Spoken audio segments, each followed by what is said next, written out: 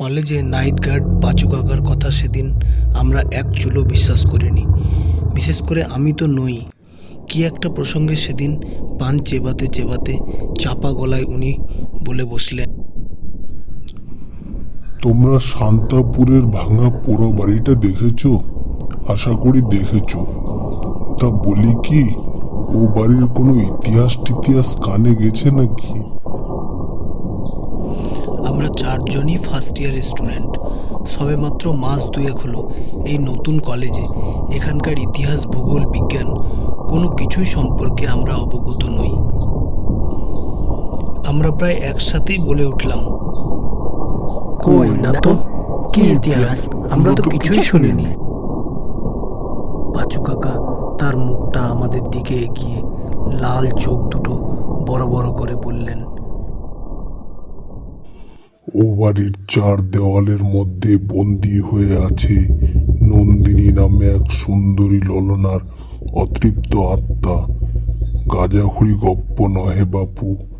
বেশ কয়েকজন যুবক ও বাড়িতে রাত কাটাতে গিয়েছিল, আর ফিরে আসেনি। আর যারা ফিরে আসতে পেরেছে তারা সবাই হয়ে গেছে বদ্ধ উন্মাদ। শুনেছি আগে নাকি নন্দিনীর ভূত গ্রামের অল্প বয়সী ছেলে ছোকরাদের মোহের জালে জড়িয়ে টেনে নিয়ে যেত ওই বাড়িতে। তারপর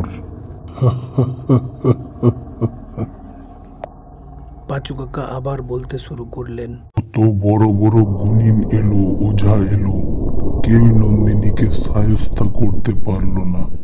ওদের মধ্যে কেউ একজন নাকি বাড়ির চারপাশে একটা গণ্ডি টেনে গিয়েছিল, আর এই কারণেই নাকি নন্দিনী বাড়ির বাইরে আর পা রাখতে পারেনি।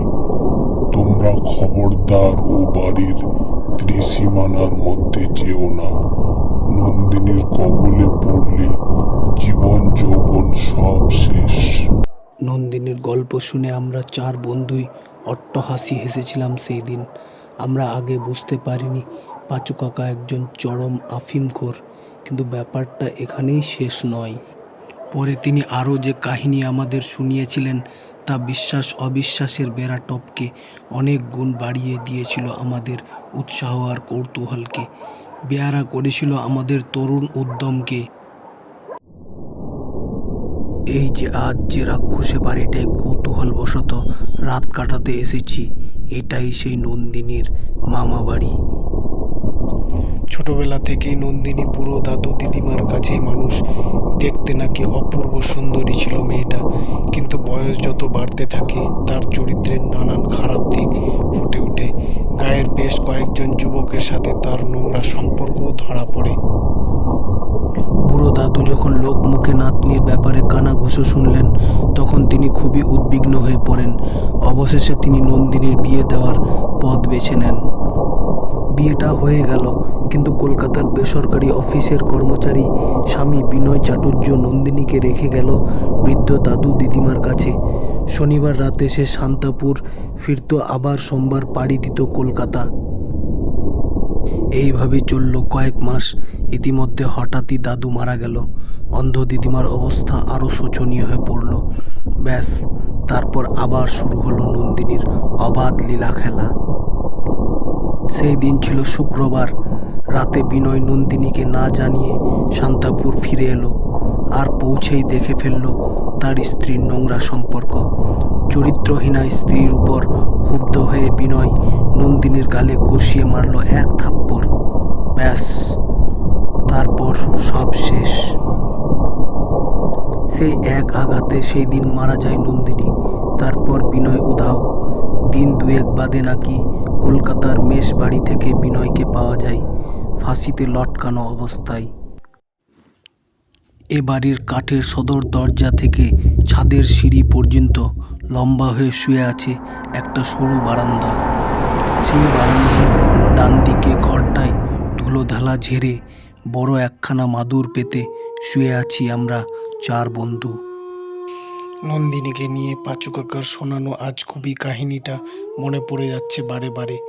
মিথ্যে বলবো না, হালকা ভয়ও লাগছে আমার। যদিও অদ্ভুত কিছুই এখনো পর্যন্ত চোখে পড়েনি। মোবাইলের ডিজিটাল ঘড়িতে 10:30 বাজে। মিনিট 30 হলো আমাদের তাসের আসরটা ভেঙেছে। ওরা তিনজন খানিক আগেই ঘুমিয়ে কাঠ।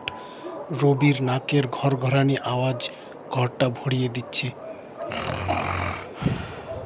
ধীরে ধীরে আমারও চোখের পাতা ভার হয়ে এলো। রাত কটা হবে তখন জানি না, আমার ঘুমটা ভেঙে গেল। চোখ খুলতে আমি বিস্ময়ে হতবাক হয়ে গেলাম। দেখি প্লাস্টার খসে পড়া মলিন ফাঁকা কামরাটা অপরূপ সাজে সেজে উঠেছে। দেখলাম রুমটা দামি দামি আসবাবপত্রে ঠাসায়, আর আমরা শুয়ে আছি নরম চকচকে পালঙে। আশেপাশে কোথাও থেকে একটা তীব্র সুরভি ভেসে আসছে। ধরপর করে আমি বিছানা উঠে বসলাম। এদিক ওদিকে চোখ বোলাতে বোলাতে হঠাৎ খাটের পায়ের দিকে নজর পড়তেই আমি চমকে উঠলাম। দেখলাম সুসজ্জিত সুন্দরী এক নারী মূর্তি দাঁড়িয়ে আছে খাটের পাশে।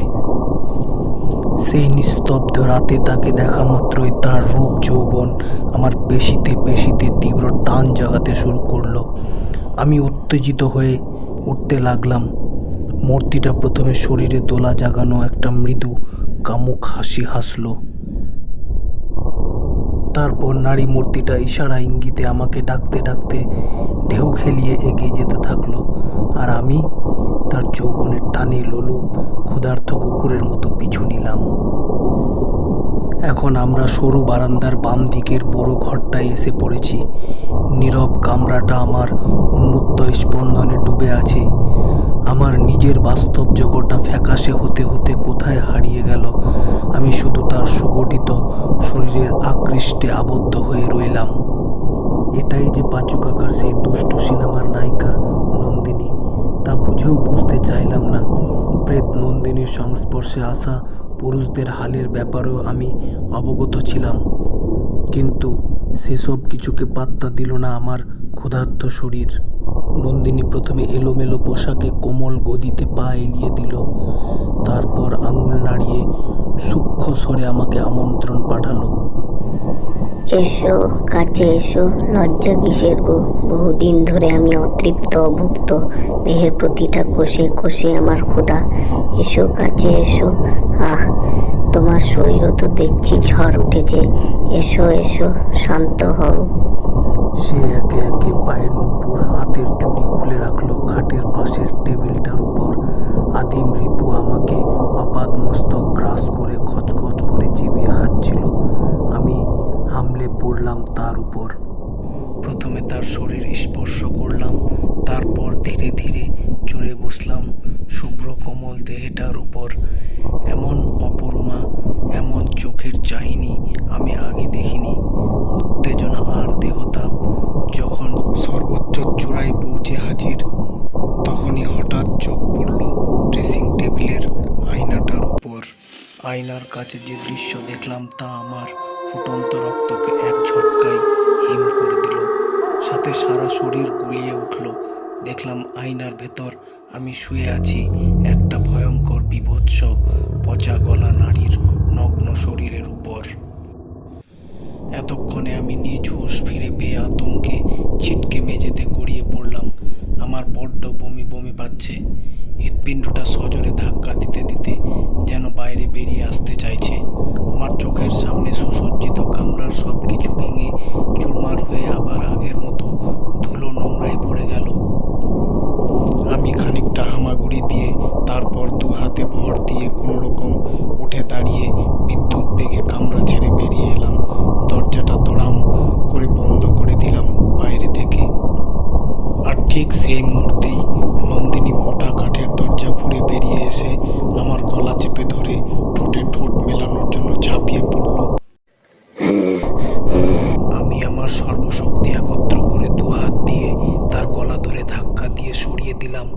তারপর আমি বোধ বুদ্ধি হারিয়ে সিঁড়ি বেয়ে পালাতে লাগলাম। দুজনের ধস্তাধস্তিতে ভারী লকেট যুক্ত তার গলার চেনটা ছিঁড়ে আমার হাতে চলে এসেছে। দৌড়াতে দৌড়াতে আমি বাড়ির ন্যাড়া ছাদে এসে পড়লাম। এবার আমার পালানোর পথ সম্পূর্ণভাবে বন্ধ। নন্দিনীও ছাদে এসে হাজির। শাড়ির আঁচলটা মেঝেতে লুটছে। সে আমার দিকে ক্রুদ্ধ ভস্ম করা স্থির দৃষ্টিতে চেয়ে রইল।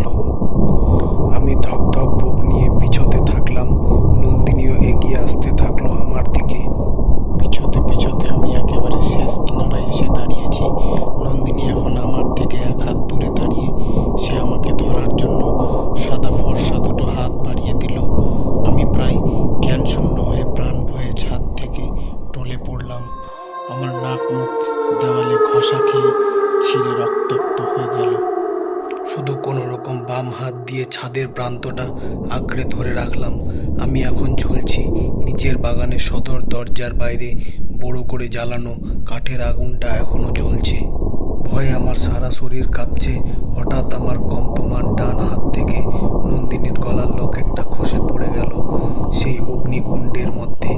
আর পড়া মাত্রই এক জোরালো বোমা বিস্ফোরণের শব্দে আগুনটা লাল বর্ণে ফেটে উঠল। কি ঘটছে আমি কিছু বুঝে উঠতে পারলাম না। নিচ থেকে ঝলসানো চোখ নিয়ে উপরের দিকে তাকাতেই দেখলাম আর এক বীভৎস কাণ্ড। দেখলাম যে নন্দিনীকে দেখে আমার শরীরে উত্তেজনা ভর করছিল, এই নন্দিনী আর সে নন্দিনী নেই। তার সুন্দর সুগঠিত চেহারাটা আয়নার মধ্যে দেখা ভয়ঙ্কর আকার ধারণ করেছে, আর তারই সাথে এক কান ফাটানো যন্ত্রণাসূচক আর্তনাদ করে সেই বীভৎস শরীরটা চূর্ণ বিচূর্ণ হয়ে ধুলোয় মিশিয়ে যাচ্ছে।